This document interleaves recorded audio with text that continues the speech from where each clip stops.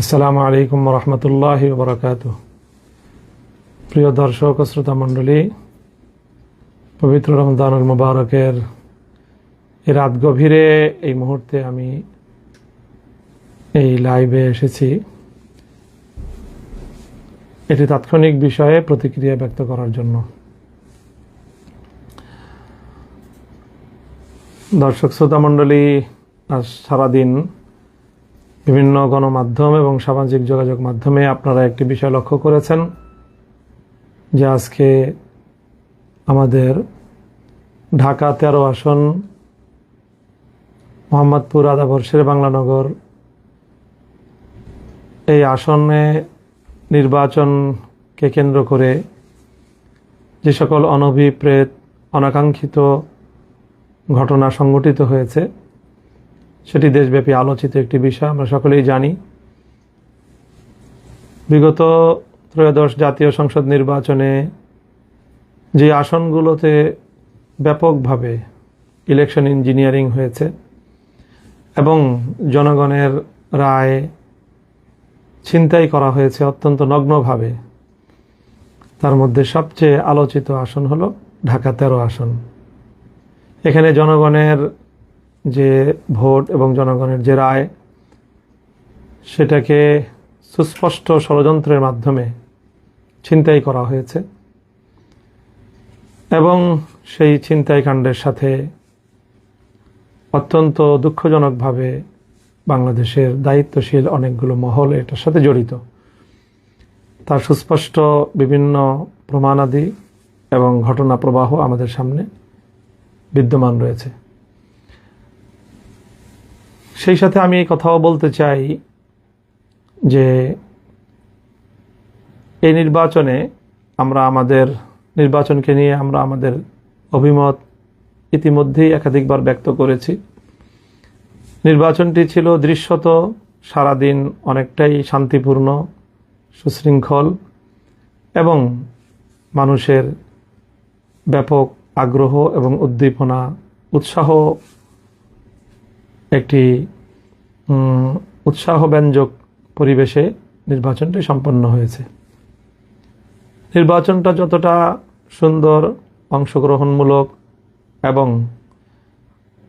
মানুষের উদ্দীপনার মধ্য দিয়ে আয়োজিত হয়েছে, কিন্তু সন্ধ্যার পর থেকে ফলাফল গণনার ক্ষেত্রে তার রিফ্লেকশন এবং তার যথাযথ বাস্তবায়ন আমরা দেখতে পারিনি।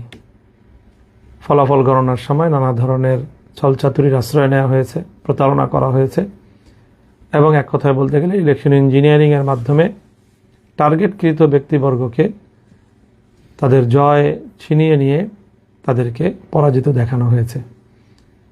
এবং তার মধ্যে সবচেয়ে গুরুত্বপূর্ণ যে আসনটিতে এই ইলেকশন ইঞ্জিনিয়ারিংয়ের মাধ্যমে জনগণের নির্বাচিত প্রার্থীর জয়ে ছিনতাই করা হয়েছে, তার মধ্যে ঢাকা 13 আসন হলো অন্যতম এবং সর্বাগ্রে। কিন্তু এখানেও সারাদিন দৃশ্যত নির্বাচনের পরিবেশ ছিল অনেকটাই শান্তিপূর্ণ এবং উৎসবমুখর। বড় ধরনের কোনো সহিংসতার ঘটনা এখানে ঘটেনি। হ্যাঁ, সকাল থেকেই আমাদের 11 দলীয় নির্বাচনের প্রতীক রিকশা মার্কার যেই সকল পোলিং এজেন্ট এবং তাদের যে সকল স্বেচ্ছাসেবক এবং কর্মীবৃন্দ ছিল, তাদেরকে অনেক জায়গায় ভয়ভীতি প্রদর্শন করা হয়েছে, হুমকি ধমকি প্রদান করা হয়েছে। এবং আমরা সকাল থেকেই অব্যাহতভাবে গণমাধ্যমে এই ঘটনার প্রতিবাদ জানিয়ে আসছিলাম। আমাদের ঢাকা 13 আসনটি 7টি ওয়ার্ড নিয়ে গঠিত এবং এই 7টি ওয়ার্ডের মধ্যে সকাল ভোর থেকেই সবচেয়ে বেশি আমাদের নেতাকর্মীদেরকে হুমকি ধমকি প্রদান করা হয়েছে এবং অশোভন আচরণ করা হয়েছে আমাদের এই 13 আসনের 34 নং ওয়ার্ডে। স্থানীয় বিএনপি নেতা রাজেশ খানের নেতৃত্বে এই জাতীয় কার্যকলাপ পরিচালনা করা হয়। আমাদের কেন্দ্রের বাইরে বুথগুলোতে আমাদের যে সকল নেতাকর্মীরা ভোটারদেরকে রিসিপশনের জন্য, তাদেরকে ভোটার স্লিপ প্রদান করার জন্য, ভোটারদেরকে এগিয়ে আনার জন্য যে সকল কার্যক্রম পরিচালিত হচ্ছিল, প্রতিটি সেন্টারে সেন্টারে, প্রতিটি কেন্দ্রে কেন্দ্রে এবং প্রতিটি আমাদের যে বুথ ছিল সবগুলোতে গিয়ে রাজেশ খান এবং তার সন্ত্রাসী বাহিনী ব্যাপকভাবে সন্ত্রাসী কার্যকলাপ পরিচালনা করেছে, হুমকি ধমকি প্রদান করেছে এবং তাদের অনেককে সেখান থেকে চলে যাওয়ার জন্য প্রাণনাশেরও হুমকি পর্যন্ত দিয়েছে এই রাজেশ খান। এই কথাগুলো আজ আমি ইলেকশনের অনেক দিন পরে এসে বলছি তা নয়। আমি 12 তারিখ সকাল 10টার মধ্যেই এই কথাগুলো আমি গণমাধ্যমে বলেছি এবং রাজেশ খানের নাম নিয়েই আমি আমার এই অভিযোগের কথাগুলো সেখানে ব্যক্ত করেছি।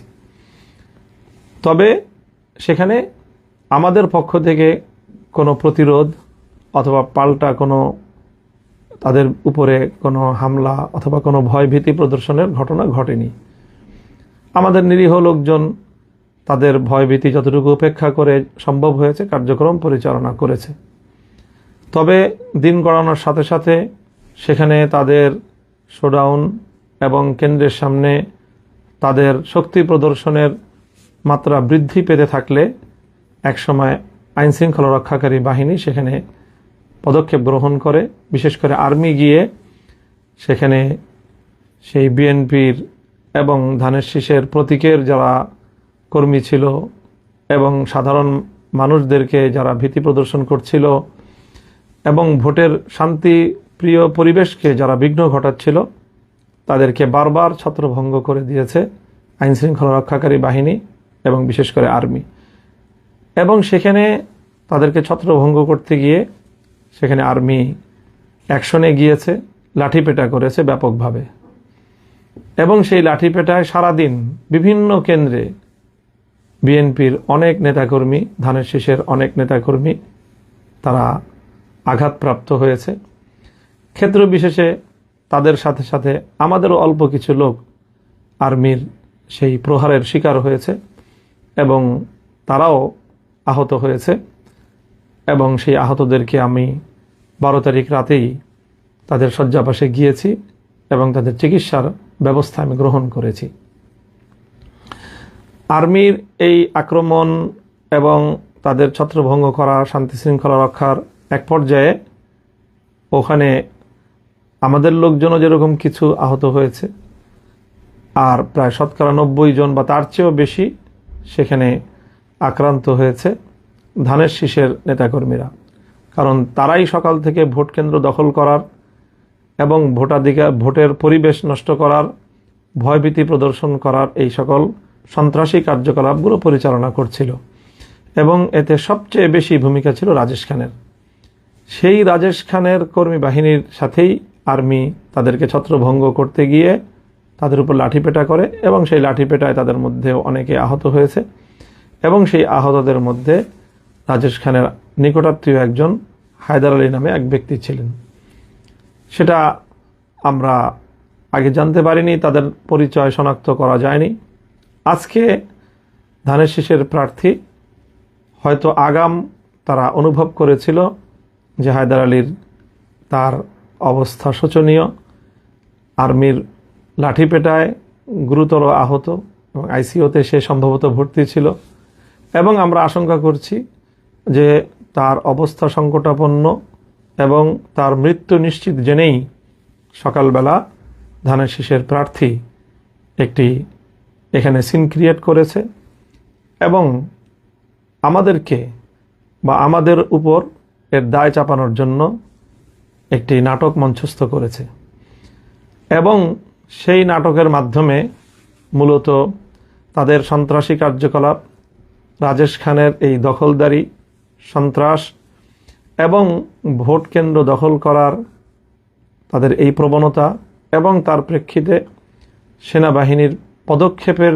বিষয়কে আড়াল করার জন্য শাক দিয়ে মাছ ঢাকার একটি প্রবণতা হিসেবে হঠাৎ করে আজ ইলেকশনের এতদিন পরে এসে এই জাতীয় ঘটনার দায়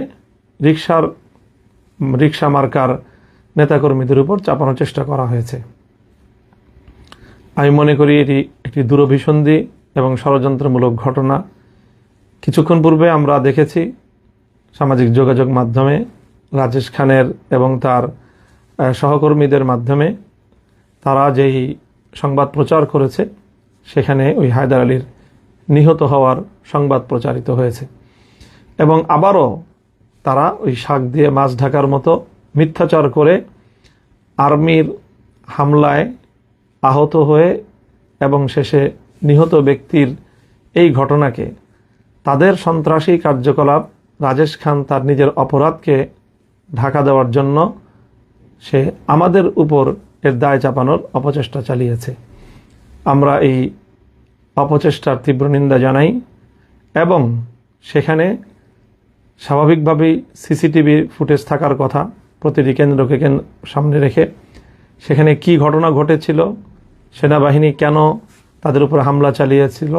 আমাদের কাছে একাধিক প্রত্যক্ষদর্শীর বরাতে এই সংবাদ এসেছে যে সেই দিন রাজেশ খান এবং হায়দার আলী তারা আর্মিকে চ্যালেঞ্জ করেছিল এবং আর্মিকে তারা সেখান থেকে হুমকি ধমকি দিয়ে আর্মির সাথেও অসদাচরণ করার প্রেক্ষিতে আর্মি তাদের উপরে চড়াও হয় এবং তারা আর্মির দ্বারা লাঠিপেটার শিকার হয় এবং সেই ঘটনারই প্রেক্ষিতে এই মর্মান্তিক বিয়োগান্তক ঘটনাটি ঘটে যায়। কোনো মানুষের প্রাণহানি এটি অবশ্যই আমাদের সকলের কাছে অত্যন্ত মর্মান্তিক একটি বিষয়, দুঃখজনক একটি বিষয়। আমরা এই নিহত ব্যক্তির হায়দার আলীর মৃত্যুতে গভীর শোক প্রকাশ করছি এবং এই ঘটনার যথাযথ সুষ্ঠু তদন্ত সাপেক্ষে যারা তাদেরকে নিয়ে এই সন্ত্রাসী কার্যকলাপ করেছিল, ভোট কেন্দ্র দখল করার পায়তারা চালিয়েছিল, মহড়া দিয়ে ভীতি সৃষ্টি করার এবং আতঙ্ক সৃষ্টি করার অপতৎপরতা চালিয়েছিল, তাদের বিরুদ্ধে যথাযথ তদন্তের মাধ্যমে প্রকৃত ঘটনা উদ্ঘাটন করার দাবি জানাই এবং সেই সাথে কেন এইভাবে আঘাত করা লাগলো বা হলো, এর সাথে দায়ী কারা, সিসিটিভি ফুটেজের যথাযথ উদ্ঘাটনের মাধ্যমে এই ঘটনা যেন জাতির সামনে স্পষ্ট করা হয়। এখানে একদিকে আমরা তাদের বিরুদ্ধে ইতিমধ্যে ইলেকশন ইঞ্জিনিয়ারিংয়ের অসংখ্য তথ্য প্রমাণ আমাদের কাছে বিদ্যমান থাকার প্রেক্ষিতে বিষয়টি নিয়ে আমরা যেমনিভাবে নির্বাচন কমিশনের কাছে আমাদের অভিযোগ দায়ের করেছি, সে একই সাথে আমরা এই বিষয়গুলো নিয়ে আমাদের আইনানুগ যাবতীয় পদক্ষেপ গ্রহণ করার আমরা পর্যায়ক্রমিক পদক্ষেপের মধ্যে রয়েছি, প্রক্রিয়ার মধ্যে রয়েছি। সেটিকে যেন ভিন্ন খাতে কেউ প্রবাহিত করতে না পারে, বাধাগ্রস্ত করতে না পারে, সেই জন্য আমরা দেশবাসীর প্রতি, সরকারের প্রতি, আইন শৃঙ্খলা রক্ষাকারী বাহিনীর প্রতি আমরা উদাত্ত আহ্বান জানাই এবং দেশের সকল জনগণকে আমরা এই ব্যাপারে সোচ্চার এবং যেভাবে ভোট চুরির মাধ্যমে জনগণের ম্যান্ডেটকে ছিনতাই করা হয়েছে ঢাকা 13 আসনে, এর বিরুদ্ধে সারা দেশের জনগণকে সোচ্চার এবং তাদের প্রতিবাদ অব্যাহত রাখার আহ্বান জানাই এবং একই সাথে এইভাবে ভোট কেন্দ্র দখলের অপতৎপরতার সাথে জড়িত রাজেশ খান সহ 34 নং ওয়ার্ডের ধানের শীষের যারা তৎপরতা পরিচালনা করেছে তাদের এই সকল অপতৎপরতাকে আইনের আওতায় আনার জন্য আমরা প্রশাসনের নিকট জোর দাবি জানাচ্ছি। আমরা চাই যেভাবেই হোক, যে প্রক্রিয়ার মাধ্যমেই হোক, একটি সরকার প্রতিষ্ঠিত হয়েছে, দেশ দীর্ঘ সংগ্রামের মধ্য দিয়ে একটি নির্বাচন পরবর্তী বাংলাদেশে একটি নতুন সরকার ক্ষমতাসীন হয়েছে। আমরা এই সরকার যথাযথভাবে কার্যক্রম পরিচালনা করুক, সেটা আমরা চাই। কোনোভাবেই শান্তিপূর্ণ পরিস্থিতিকে ঘোলাটে করার কোনো অপচেষ্টা, সাধারণ শান্তিপ্রিয় পরিবেশকে উত্তপ্ত করার মতো কোনো কর্মকাণ্ড যেন কেউ পরিচালনা করতে না পারে, সেজন্য আমরা সরকার এবং সংশ্লিষ্ট কর্তৃপক্ষকে সেই বিষয়ে সোচ্চার এবং সজাগ থাকার উদাত্ত আহ্বান জানাচ্ছি। সকলকে ধন্যবাদ জানিয়ে আমি আমার বক্তব্য শেষ করছি। ওয়া আখিরু দাওয়ানা আলহামদুলিল্লাহি রাব্বিল আলামিন। আসসালামু আলাইকুম ওয়া রাহমাতুল্লাহ।